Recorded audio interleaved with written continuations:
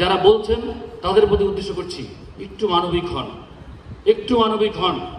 আমাকে কয়দিন সময় দিয়েছেন, আর কি প্রত্যাশা করছেন, আর আমি কি করছি সেটি না বলে কিভাবে মানুষকে ভুল বোঝাচ্ছেন। আমরা চেষ্টা করছি, আমি জানি না পারবো কিনা।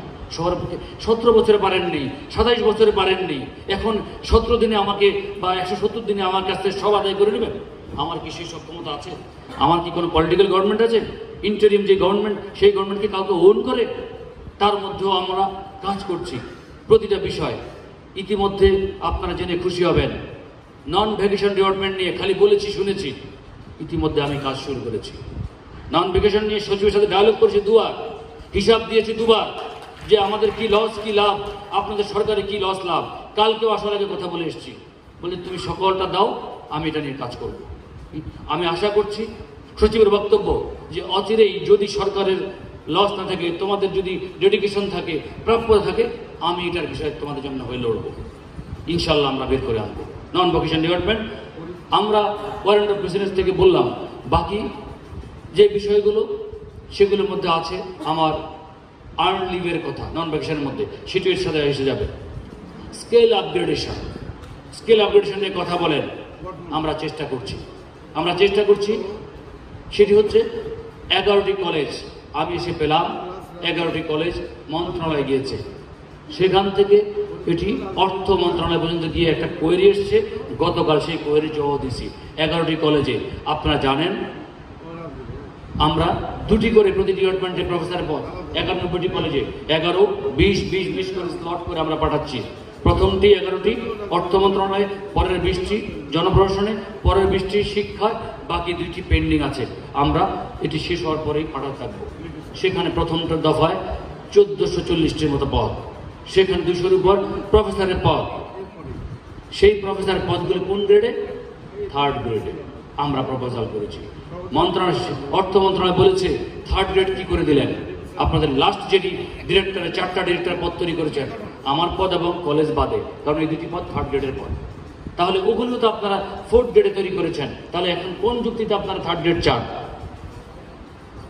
সেই যারা 4th গ্রেড তৈরি করেছেন তাদের প্রতি শ্রদ্ধা রেখে বলছি, আত্মসম্মানবোধের জায়গা থেকে বলেছি, আপনারা কেন তখন 4th গ্রেডে চাইলেন ডিরেক্টরের পদ?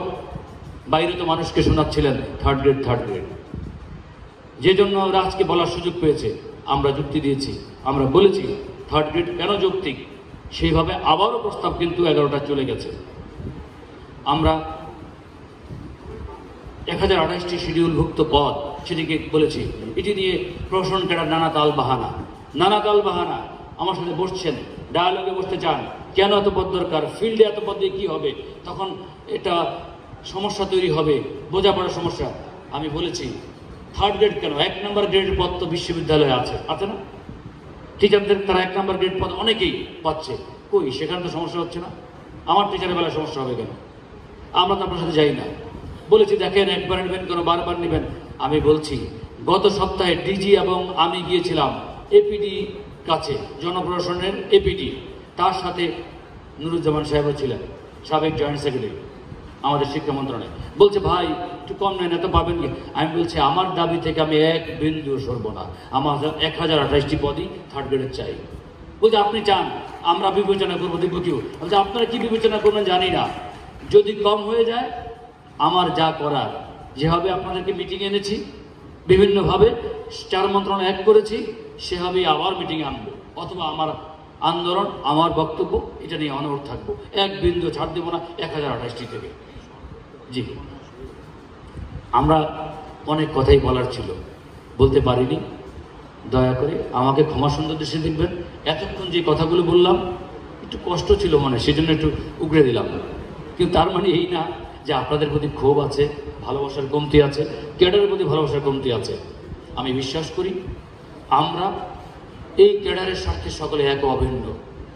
যারা মনে করেন একজনকে ছোট করে আরেকজন বড় হবেন, দয়া করে ক্যাডারের মধ্যে এটা করেন না। আসলে আপনি বড় হচ্ছেন না, আপনি নিজে ছোট হচ্ছেন, ক্যাডার করে ছোট করছেন।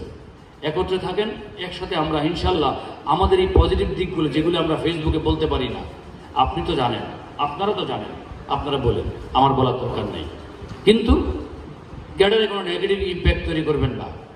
সবাই মিলে আমাদের ক্যাডারকে অনেক দূর এগিয়ে নিয়ে যাবো, সেটি আমার প্রত্যাশা। সময় দিয়েছেন, 5 মাসও হয়নি। 17 বছর তো এত দাবি দেওয়া ছিল না। 17 বছর তো আমি দেখেছি, আমি 18 বছর ঢাকার বাইরে ঢুকতে পারিনি, একটা অ্যাপ্লিকেশনও করতে পারিনি। এই আগস্ট আন্দোলনের পরে 30শে সেপ্টেম্বর আমি ঢাকায় ঢুকলাম, আমার জন্মভূমি, আমার বাড়ি। এর আগে ঢুকতে পারিনি। ওই তখন তো আপনার দেখিনি। আমার জন্য কোনো কান্না কেন্দ্র দেখছেন? কাদের নেই তো, কাদের নেই। আমার কোনো আফসোস নাই, কারণ এটি বদলিযোগ্য নিয়ম, এটা হতেই পারে। আমি যদি কিন্তু এই যে আমাদের মধ্যে বিভেদ তৈরির চেষ্টা ফেসবুক থেকে বিভিন্ন জায়গায়, সেটি আমাদেরকে ব্যথিত করে। আবার বলছি, একটু মানবিক হন। আমরা আসলে কতটুকু বোঝা দিয়েছেন, সেটি কতদিন লাগতে পারে, আগে কীভাবে করেছিল, তুলনামূলক বিশ্লেষণ করে তারপর আমাদের বিচার করে। ইনশাআল্লাহ একটু আশাবাদী আমরা, আমাদের যে লক্ষ্য আছে সেটিতে সফলকাম হবই।